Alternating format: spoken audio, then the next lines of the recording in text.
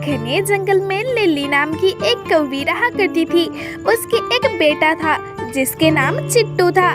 Lily के घर में एक काम वाली बाई थी। उसकी एक बेटी भी थी जिसके नाम पिंकी था।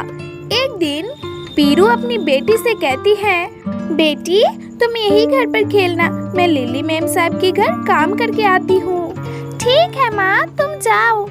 जब पीरू लिली के घर पहुँचती है, पीरू ये लो पैसा और बाजार से कुछ फ्रूट्स लेकर आओ। ठीक है मालकिन, मैं अभी लेकर आती हूँ। पीरू बाजार से कुछ फ्रूट्स खरीद कर लाती है।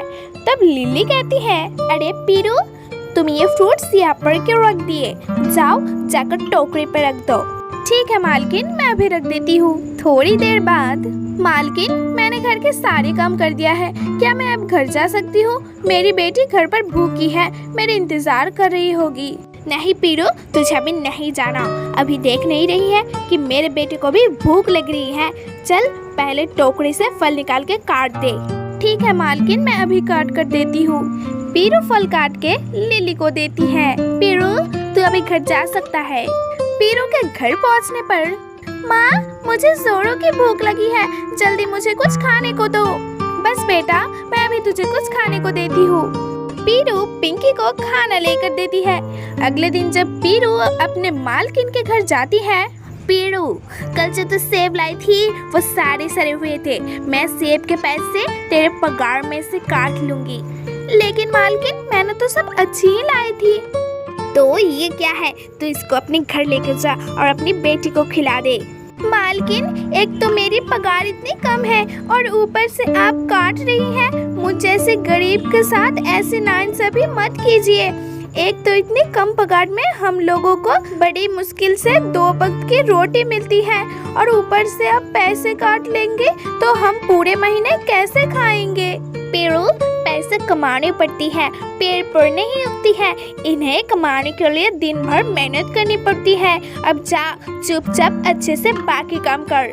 पीरू दुखी हो जाती है और अपनी काम पर लग जाती है।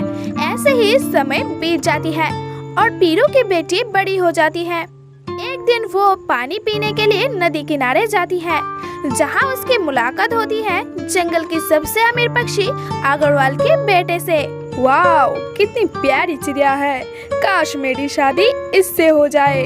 बंटी पिंकी के पास जाता है और उससे बात करता है। हेलो, मेरा नाम बंटी है और मैं वो अग्रवाल व्यापारी का नाम तो सुना ही होगा। वही तो जंगल के सबसे बड़े व्यापारी है, मैं उसी का बेटा हूँ। ओके, तो बताइए मैं आपकी कैसे मदद कर सकती हूँ? तुम मुझे बहुत अच्छे लगे हो। अगर तुम्हारी शादी किसी से तय न हुई हो और तुम किसी को पसंद ना करती हो तो मैं तुम्हें शादी करना चाहता हूँ। पिंकी को बंटी का बेबाकंदस पसंद आ जाती है। तुम भी बहुत हैंडसम हो और ठीक है, मैं भी तुमसे शादी करने के लिए तैयार हूँ। और इसी तरह दोनों के मुलाकातें दिन ब दिन बढ़ती चली जाती है। और एक दिन, देखो बंटी, मैं एक गरीब माँ की बेटी हूँ और मेरी माँ एक नौकरानी है। पिंकी के बातें सुनकर 1 मिनट तो बंटी चुप हो जाता है। सुनो, मैं कल मम्मी पापा को लेकर आऊँगा, तुम बस तैयार रहना।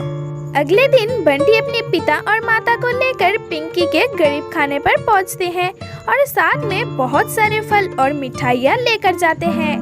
कहाँ है तुम्हारी पिंकी बेटी? बंटी से काफी तारीफें सुनी है। पीरू पिंकी को आवाज देती है। पिंकी की मासूमियत देखकर बंटी के मम्मी और पापा, हमें लड़की पसंद आई है। जो लड़की इतनी ईमानदार हो वो कितनी अच्छी होगी।